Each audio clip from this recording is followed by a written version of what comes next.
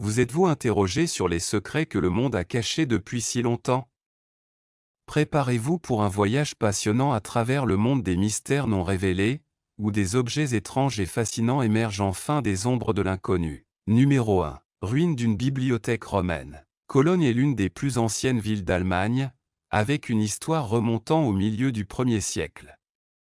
Cela en fait le meilleur endroit du pays pour rechercher des ruines romaines antiques, comme cette incroyable bibliothèque romaine antique. La bibliothèque a été cachée sous les rues du centre animé de Cologne pendant des siècles et a finalement été retrouvée après la démolition d'une église protestante en 2017.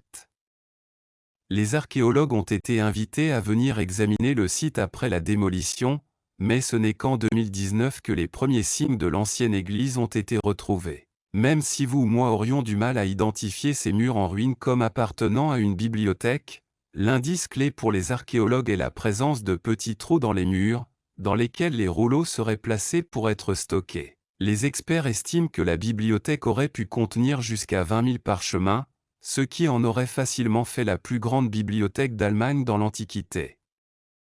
En fait, il s'agit peut-être même de la plus ancienne bibliothèque d'Allemagne. Numéro 2. Trésor enfoui. Lors de travaux de construction dans la ville de Shaoyang, près de Yingtan, dans la province du Jiangxi, en Chine, un surprenant trésor enfoui de 300 000 pièces de cuivre a été découvert. À de très rares exceptions près, ce sont toutes des pièces Wen et ont été frappées sous la dynastie Song, qui a commencé en 960 et a duré jusqu'en 1279. Personne ne sait comment les pièces sont arrivées là, mais le folklore local dit qu'il s'agit du trésor personnel d'un mystérieux propriétaire foncier qui a tout enterré sous les fondations de sa maison il y a 1000 ans. Cependant, il est peu probable que cela soit vrai, car les pièces de cuivre n'avaient pas particulièrement de valeur. Il est évidemment utile d'en posséder 300 000, mais un propriétaire foncier les aurait échangées contre des lingots d'or ou d'argent pour faciliter la gestion et le stockage de sa richesse. Cela soulève la question de savoir à qui appartenaient réellement ces pièces et pourquoi ils conservaient leur richesse en monnaie de cuivre au lieu de l'échanger contre quelque chose de plus précieux. Nous ne le saurons probablement jamais. Numéro 3. Secret du château d'Ayanis. Les archéologues fouillent le site du château d'Ayanis en Turquie depuis plus de 30 ans. Pendant cette période, ils ont rarement trouvé quelque chose de plus significatif ou unique que la plaque murale ornementale en bronze trouvée en septembre 2022. Le château est un point chaud pour les chasseurs de trésors car il a été construit pour le roi Urartien Rusa II, qui gouvernait ces territoires depuis la entre 680 et 693 avant JC. La plaque de bronze a probablement été choisie personnellement par le roi ou un membre de la famille royale et aurait été accrochée sur un mur comme décoration. Des fragments de plaques similaires ont été trouvés ailleurs dans et autour des ruines du château, mais c'est le seul qui a émergé du sol en un seul morceau. La découverte de la plaque de bronze a eu lieu lorsque les archéologues ont identifié et mis au jour 4 nouvelles pièces communicantes, enterrées dans la colline où se trouvait autrefois le château. Il y a encore beaucoup de travail à faire à l'intérieur de ces salles. Les experts disent qu'il y a tellement de choses à fouiller au château d'Ayanis qu'il y aura encore des archéologues là-bas pendant encore 30 ans. Numéro 4. Sacrifice d'animaux. Personne ne sait avec certitude depuis combien de temps les humains ont gardé des animaux comme animaux de compagnie, mais une série de découvertes récentes en Égypte confirme que cette pratique dure depuis au moins 5000 ans. Malheureusement, il semble que les animaux de compagnie de cette époque n'aient pas toujours vécu une vie heureuse. Les restes de nombreux animaux exotiques ont été découverts près de Hierakonpolis, un ancien site cérémoniel égyptien, et il est probable qu'ils aient été enterrés près de leurs propriétaires après leur mort. D'après les blessures et les marques sur les restes d'animaux, parmi lesquels des hippopotames, des crocodiles, des babouins et même des éléphants, il semble qu'ils aient probablement été sacrifiés après le décès de leurs propriétaires afin qu'ils puissent les rejoindre dans l'au-delà. Plus macabre encore, certains os montrent des signes de blessures survenues bien avant la mort, suggérant, sans surprise, que garder un hippopotame sous contrôle dans un environnement domestique était parfois une occupation violente. On pense que posséder un animal exotique était un symbole de statut social dans l'Égypte ancienne, de la même manière que le serait aujourd'hui posséder une voiture coûteuse. Numéro 5. Bague médiévale en Israël. Début 2018, le jardinier de Kel Ben Chitri entretenait des plantes dans des jardins communautaires de Galilée lorsqu'il a découvert un petit anneau dans la végétation. Il l'a ramassé, l'a nettoyé et a été fasciné de voir une figure humaine gravée sur sa surface. De Kel était curieux d'en savoir plus sur ce qu'il avait trouvé, alors il a posté une photo sur Facebook et a demandé conseil. C'est laquelle a attiré l'attention des historiens et archéologues locaux, qui ont pu rapidement confirmer que la bague remonte à l'époque médiévale et que le personnage qui y est représenté est bien Saint Nicolas. Cela expliquerait pourquoi il a une auréole et porte une crosse d'évêque. Il ne sera peut-être jamais possible de déterminer l'âge exact de la bague, mais il est probable qu'elle ait été fabriquée entre le XIIe et le XVe siècle. Saint Nicolas est associé au Père Noël ou au Père Noël dans le monde occidental, mais à l'époque médiévale, il était le saint patron des voyageurs, des marins, des marchands et des pèlerins.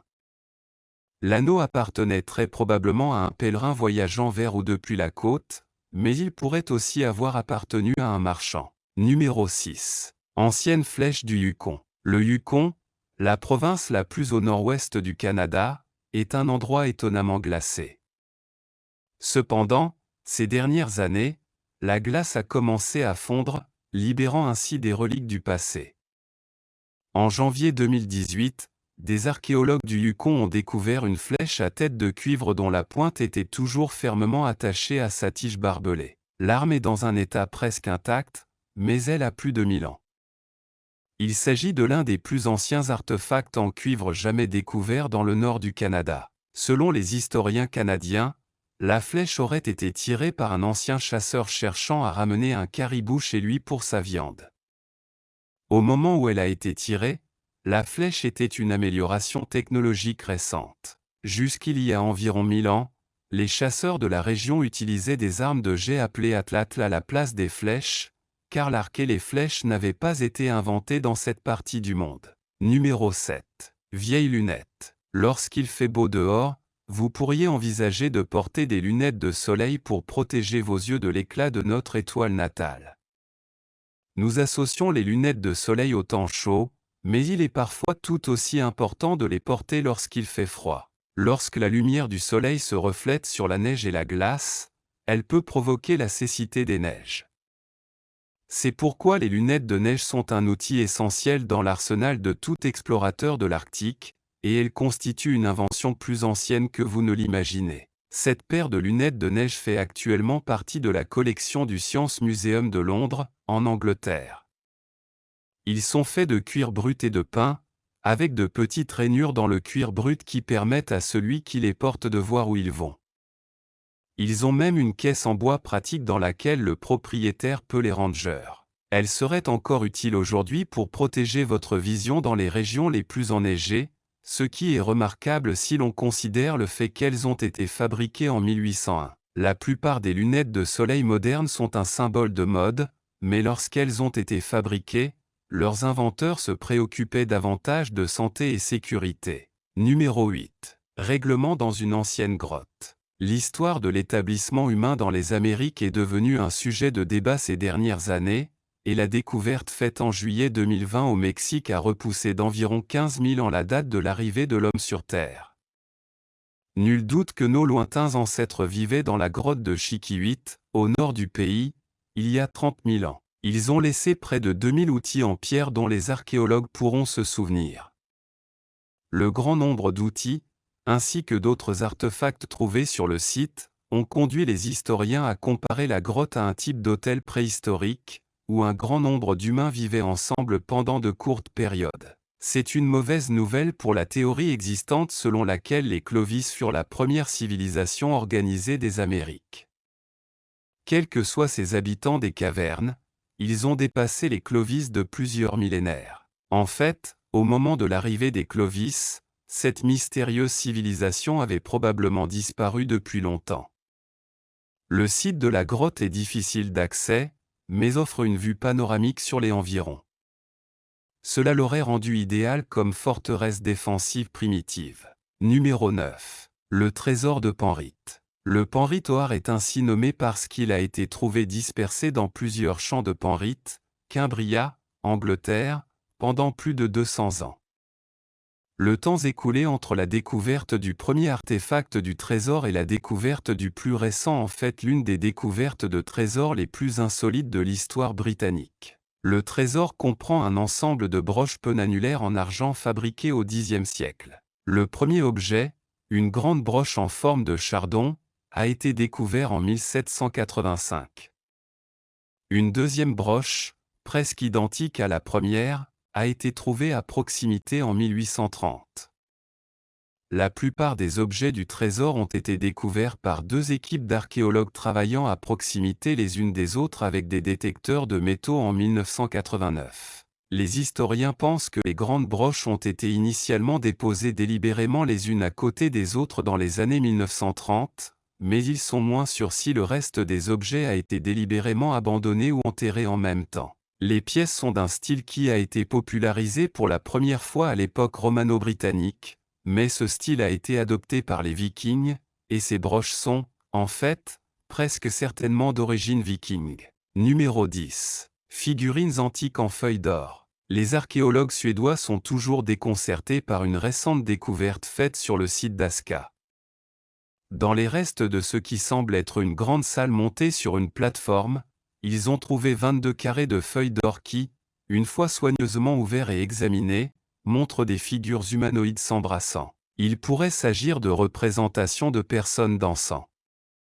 Bien qu'ils puissent confirmer que les créations ornées ont environ 1300 ans, ils n'ont aucune idée de qui les a réalisées ni pourquoi. Des fragments d'un nombre encore plus grand d'entre eux ont été trouvés, il pourrait donc y en avoir plus de 30 lorsqu'ils auront fini de les reconstruire. Des figures à la feuille d'or comme celle-ci ont été trouvées ailleurs en Suède, mais il n'y a aucune mention ni description d'elles dans les documents écrits de l'époque. On les retrouve toujours en groupe, ce qui suggère qu'ils ont été emmenés au même endroit et laissés là. Cela pourrait indiquer qu'il s'agissait d'offrandes, mais il pourrait également s'agir de décorations pour des poteaux dans de grandes salles de banquet. Il s'agit sans aucun doute d'une forme d'art ancienne, même si c'est une forme d'art dont nous ne savons rien. Numéro 11. Découverte de perles anciennes. Abu Dhabi regorge aujourd'hui de bijoux et de pierres précieuses, mais la plupart appartiennent aux personnes extrêmement riches qui y vivent. La présence de pierres précieuses sur Terre n'est pas nouvelle. En fait, en octobre 2019, la plus ancienne perle du monde a été découverte sur l'île de Marawa, au large d'Abu Dhabi. La petite perle légèrement rose a été datée d'il y a environ 8000 ans et a été considérée par les historiens comme une preuve que les pierres précieuses étaient commercialisées comme des biens de valeur, même à l'époque néolithique. Il semble que nos anciens ancêtres étaient aussi enthousiasmés par les accessoires élégants que nous le sommes aujourd'hui. Les pierres étaient probablement utilisées comme bijoux, mais elles étaient également probablement utilisées comme marchandises à échanger contre des céramiques et d'autres produits mésopotamiens. La perle est la découverte la plus importante faite jusqu'à présent sur le site, mais l'île de Marawa a également récemment révélé un ensemble de perles de coquillages, de pointes de flèches en silex et de nombreuses belles céramiques. Tous les produits ont été récemment exposés dans le cadre de l'exposition « 10 000 ans de luxe » d'Abu Dhabi, au Louvre Abu Dhabi. Numéro 12. Ancien compteur kilométrique. Le compteur kilométrique de votre voiture enregistre la distance que vous parcourez lorsque vous conduisez. De manière plus générale, un odomètre peut être utilisé pour déterminer la distance d'un endroit à un autre. Lorsqu'il a été inventé, il a révolutionné la cartographie et la planification d'itinéraires dans le monde antique. Nous devons à Vitruve de la Rome antique d'avoir inventé l'odomètre, une tâche qu'il a accomplie il y a un peu plus de 2000 ans.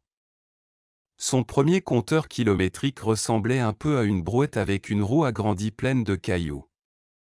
Chaque fois que la roue tournait, un caillou tombait dans un petit seau situé sous l'appareil. Étant donné que Vitruve mesurait le diamètre précis de la roue avant de la monter sur l'appareil, il savait exactement quelle distance était parcourue à chaque rotation.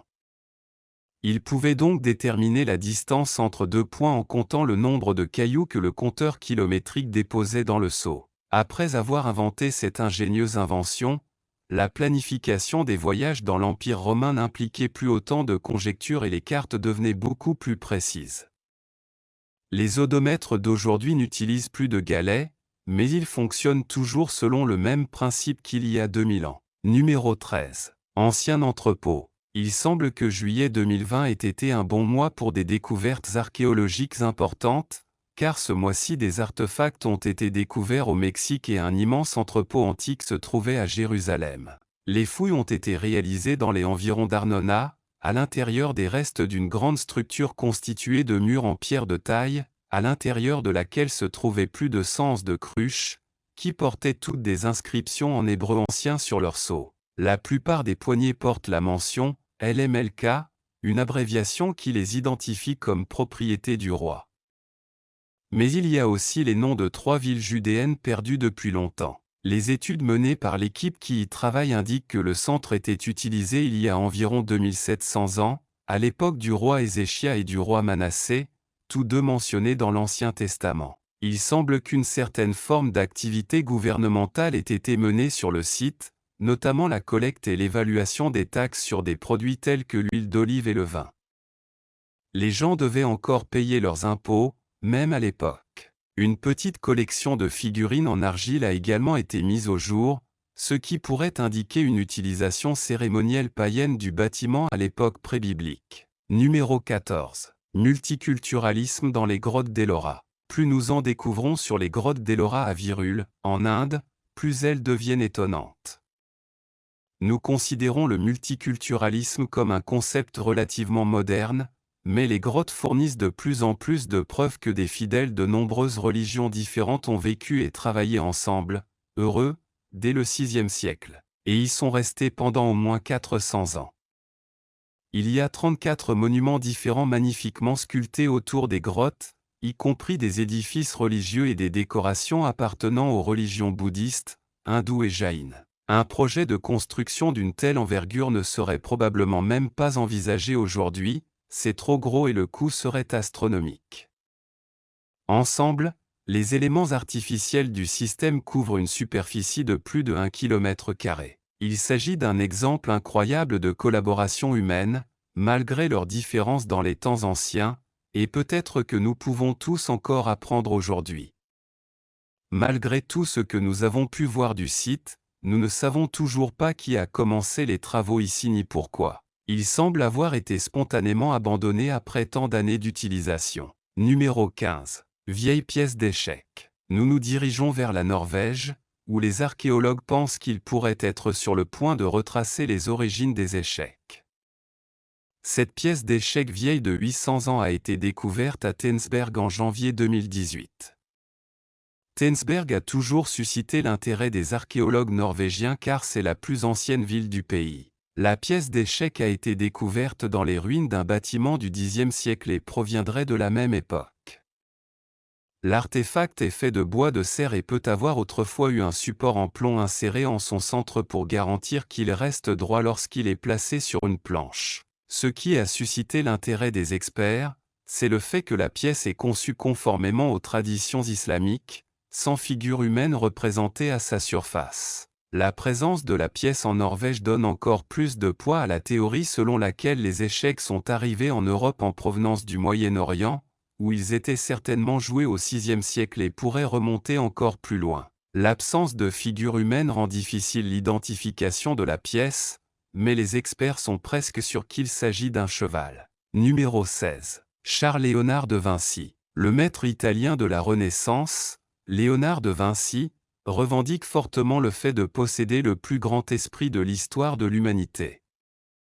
Le mathématicien était à des années-lumière de son temps en matière d'art, de sciences, de biologie et de sculpture, et il semble qu'il pouvait également prédire l'avenir du combat militaire. Bien avant qu'un char ne traverse les champs d'Europe ou n'importe où ailleurs dans le monde, Da Vinci avait eu une idée de base de ce à quoi il pourrait ressembler.